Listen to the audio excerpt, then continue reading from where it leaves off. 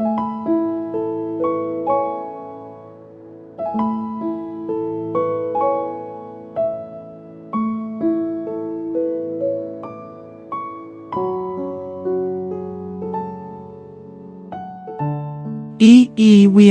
Nefer Kemet. Welcome in great peace to Egypt. I am IYABTET, the overseer of the House of Weavers. I worked for the royal palace during the 5th dynasty of the Old Kingdom period.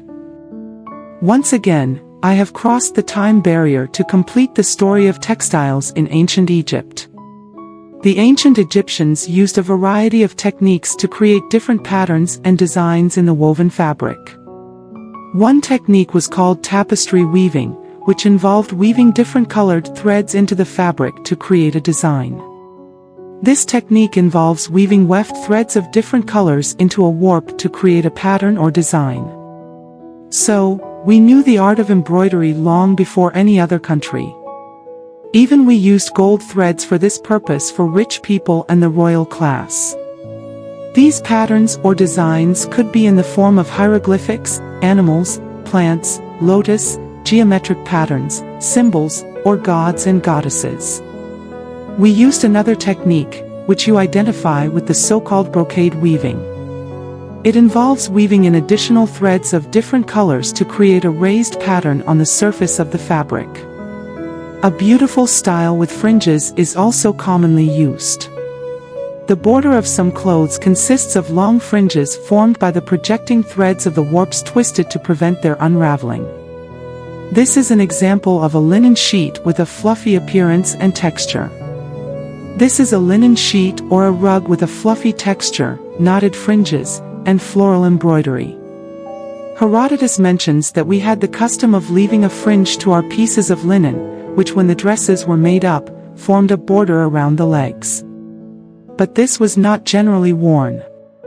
The weaving process in ancient Egypt was a highly skilled and intricate process that required a great deal of patience and attention to detail.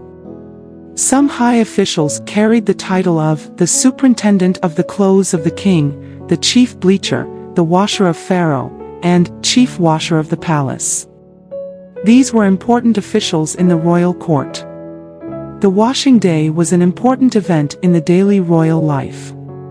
The ancient Egyptians also took great care in storing their dyed fabrics.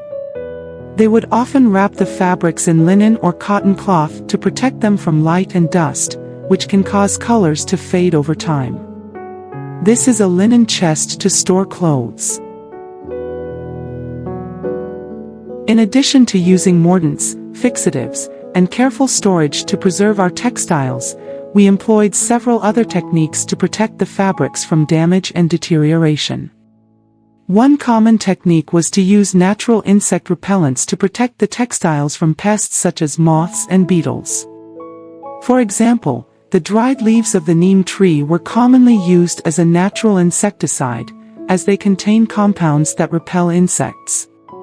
The ancient Egyptians also used a technique called embalming to preserve textiles that were used in burial rituals. This involved treating the fabric with a mixture of resin and other substances to prevent decay and protect the fabric from air, moisture, and insects. Finally, the ancient Egyptians were skilled at repairing and patching damaged textiles. We would often use pieces of fabric from other garments to patch holes or tears in the fabric and would use decorative stitching to make the repairs less visible. The resulting patch would often be decorated with embroidery or other embellishments to make it more visually appealing. During the Old Kingdom period, circa 2686 to 2181 BCE, textiles were often decorated with bright bold colors, including red, yellow, and blue. These colors were used to depict a wide range of subjects, from divine figures to everyday scenes of life in ancient Egypt. During the Middle Kingdom period, circa 2055 to 1650 BCE, there was a shift towards more muted colors, such as brown and gray. This change in the color palette has been attributed to a shift in religious beliefs, as the god Osiris, who was associated with the color green, became more prominent during this time. During the New Kingdom period, circa 1550 to 1070 BCE, the use of color in textiles became more complex and nuanced. The colors used in textiles were often associated with specific gods and goddesses, such as blue for the god Ammon and green for the god Osiris. Gold was also a prominent color during this period, representing the sun and royalty. After the New Kingdom period, there was a decline in the production of high-quality textiles, and the use of color became more limited. This was due in part to the decline in the availability of high-quality dyes and pigments, which were becoming increasingly expensive and difficult to obtain. Textiles from the late period, circa 664 to 332 BCE, often featured simple designs and were decorated with only a few colors. This led to a decline in the vibrancy and depth of color in textiles from the late period. Overall, the use of color in ancient Egyptian textiles changed over time. This reflects shifts in cultural and religious beliefs as well as changes in the availability of certain dyes and pigments. The legacy of ancient Egyptian textiles and their use of color can still be seen today in the vibrant and intricate designs that continue to inspire artists and designers around the world. Some of the most common uses of textiles in ancient Egypt include clothing. Textiles were primarily used for clothing, and linen was the most common fabric used for this purpose. Here are the dress styles of the royal and noble classes, as well as the priests. These are different dress styles for royal princesses and the elite class. Then we have variable styles of costumes and dresses for different purposes. This is a wool cap. That is an undergarment. These are wrapped garments. And these are linen shirts. This is a tunic with pleated textile. That is a blue underwear of Tut Ankh-Amun. Another underwear of King Tut. A pleated linen sheet. In making nets also balls are tied onto the ends of the threads. These would naturally give them a quicker and more vigorous twist. Textiles were also used to make bedding and linens, such as sheets, blankets, and towels. These items were often decorated with intricate designs and symbols. The Egyptians devised interesting methods to mark the folds required by fashion, and which the fine linen would scarcely assume by itself. The exact means and technique cannot be concluded from the tomb paintings. Nevertheless, these regular folds in the dresses were pressed using a board such as in this rendering. This could function like the iron you use to press, smoothen, and straighten clothes. We are very clever in producing transparent linen which is as smooth as the silk material of your usage. From this fine linen, we could manufacture elegant dresses for both men and women of all classes. And that is a linen cloth with fringes. Other examples of bed sheets.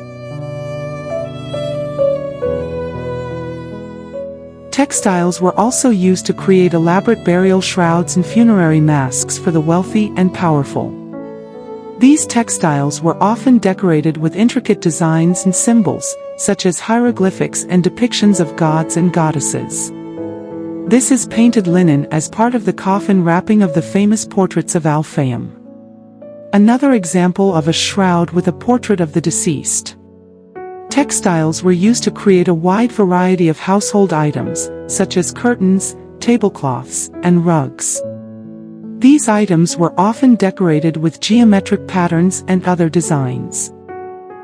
Textiles were a valuable commodity in ancient Egypt, and the production and trade of textiles played an important role in the economy both within the country and with other civilizations. Those who controlled the trade routes and ports held significant power and were able to amass great wealth from the trade of textiles. Textile workers, while not as wealthy as landowners and merchants, still held a respected position in society due to the importance of their skills and knowledge. Textiles were often used as a form of currency, and they were traded both within the country and with other civilizations. Textiles were used in religious and ceremonial contexts, such as temple decorations and priestly garments. These textiles were often elaborately decorated with symbols and designs associated with the gods and goddesses. Textiles were also used as a form of art and decoration. Tapestry weaving was popular in ancient Egypt, and textiles were often used to create wall hangings and other decorative items. The pharaohs of ancient Egypt set high standards for the quality of linen produced in their kingdom. The standards for linen quality varied depending on the intended use of the linen. For example, linen used for clothing had to be lightweight, soft, and flexible, while linen used for bedding had to be durable and able to withstand frequent washing. Linen used for funerary purposes had to be of the highest quality, as it was believed that the quality of the linen would affect the soul of the deceased in the afterlife. To ensure that the linen produced in Egypt met these high standards, the pharaohs appointed overseers to monitor the various stages of linen production, from the cultivation of flax to the weaving and dyeing of the linen. These overseers were responsible for ensuring that the linen was of the required quality and that the workers involved in linen production followed the proper procedures. The overseers also had the power to punish workers who produced substandard linen or who failed to follow the rules. In ancient Egypt, workers who produced substandard linen could face serious consequences such as punishment, fines, beating, imprisonment, or losing their job. We had several other measures in place to ensure high-quality linen production. Overall, the pharaohs took a comprehensive approach to ensure high-quality linen production, which included regulation, inspection, training, and recognition of excellence. These measures helped to ensure that the linen produced in ancient Egypt was of the highest quality. In addition to linen, ancient Egyptians also produced textiles made from cotton and wool. Cotton was introduced to Egypt during the Ptolemaic period, around the 4th century BCE. Cotton was grown in the southern part of the country and was used to produce a variety of textiles, including clothing, bed linens, and curtains. Wool was also used in the production of textiles, although it was less common than linen and cotton. That is because wool was not considered clean for religious reasons. But this changed since the Coptic period. Sheep were raised throughout Egypt, and their wool was spun into thread and woven into fabric. These are wool socks. And this is a wool cap. In conclusion, textiles played a vital role in the economy, trade, and culture of ancient Egypt. We were skilled at spinning, weaving, and dyeing textiles, and our fabrics were highly valued both within the country and outside of it. The production of textiles was an essential industry in our country. Its impact can still be seen in the art and literature of the time. Ancient Egyptian textiles were rich in symbolism and meaning, reflecting the deep cultural and religious beliefs of the time. These designs and symbols were often carefully chosen to convey specific ideas or messages, and they played an important role in the visual language of ancient Egyptian art and culture. Thank you and see you in other episodes. Make sure to tune into my next videos. If you have any thoughts or questions, add them to your comments. Kindly press the like, share, and subscribe buttons. I'm Farag Al-Sharabasi. See you in the next episodes. Thank you.